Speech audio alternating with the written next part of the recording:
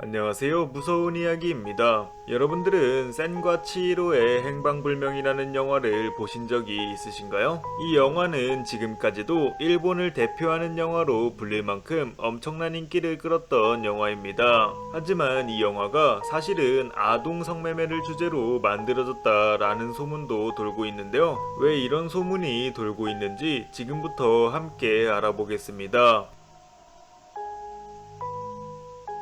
우선 이 영화의 배경이 된 장소부터 살펴보시면 대만의 지우펀이라는 곳으로, 놀랍게도 이곳은 일본군이 대만을 점령했을 당시 실제로 일본군을 상대로 성매매가 이루어진 장소라고 합니다. 그렇다면 왜 하필 치히로는 이곳에서 일을 하게 된 걸까요? 놀랍게도 그 이유는 치히로의 부모님 때문인데요. 영화에서는 그저 웃기려고 치히로의 부모님을 돼지로 만든 것처럼 보였지만 사실 이 돼지에는 많은 뜻이 담겨 있다고 합니다. 먼저 첫 번째로는 게으른 부모님, 즉 일을 하지 않고 놀고 먹는 부모님을 뜻한다고 하며, 두 번째로는 마구잡이로 음식을 먹어치웠기 때문에 갚을 수 없는 빚이 생겨 어쩔 수 없이 자식이 빚을 떠안게 되는 무책임한 부모로도 해석이 된다고 하는데요. 이로 인해 치히로는 어쩔 수 없이 일을 해야만 했고 온천으로 향하게 됩니다. 그러자 이를 본 사람들은 왜 하필 온천이냐라며 성매매에 대한 의혹을 드러내기 시작했는데요. 충분히 그럴만도 한 게 온천의 손님은 모두 남자밖에 없었으며 그들을 상대하는 직원들은 모두 여자였습니다. 게다가 여기서 나오는 여자들을 살펴보시면 화려한 화장은 기본이고 노출이 있는 옷도 입고 있는 걸 볼 수 있었는데요.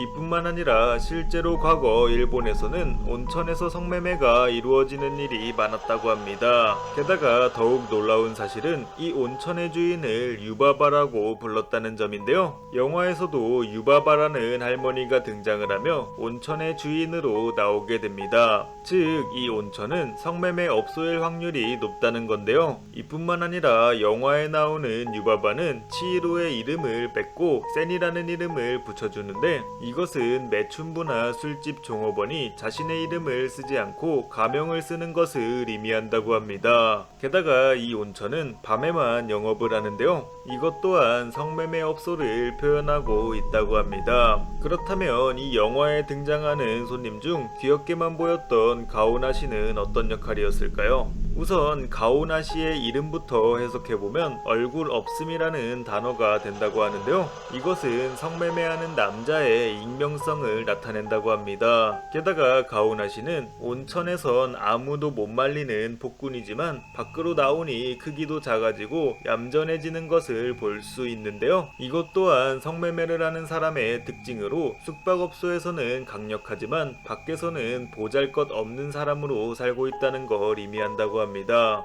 즉, 귀엽게만 보였던 가오나 씨도 알고 보니 똑같은 남자였는데요. 더욱 충격적인 사실을 말씀드리면 가오나 씨는 아이들을 상대로만 성매매를 원하는 소아 성애자라고 합니다. 이게 무슨 말이냐 라고 생각을 하실 수도 있지만, 이상하게 가오나 씨는 치히로에게만 관심을 보였으며 황금이라는 어마어마한 돈을 이용해 계속해서 치히로를 탐하려고 했는데요. 실제로 매춘 사회에서도 처녀성을 잃지 않은 순결한 여성에게 값을 더 쳐줬다고 합니다. 굉장히 소름 돋지 않나요? 하지만 이건 그저 괴담이기 때문에 감독이 의도한 바와는 다를 수도 있는데요. 놀랍게도 감독은 인터뷰 중 이런 말을 했다고 합니다. 과거 일본은 성에 매우 개방적이었으며 유럽인에 의해 성도덕을 강요당하기 전까지는 정조관념이 없었다. 또한 일본 여성들은 매춘굴에 어울리는 사람이 매우 증가하고 있다고 생각한다 라며 의미심장한 인터뷰를 했다고 하는데요. 감독의 이와 같은 발언으로 센과 치히로의 설정은 어쩌면 괴담이 아닐 수도 있겠다라는 생각이 들었는데요. 여러분들의 생각은 어떠신가요? 이상으로 센과 치히로의 행방불명 괴담이었습니다. 재밌게 보셨다면 구독과 좋아요 부탁드립니다. 감사합니다.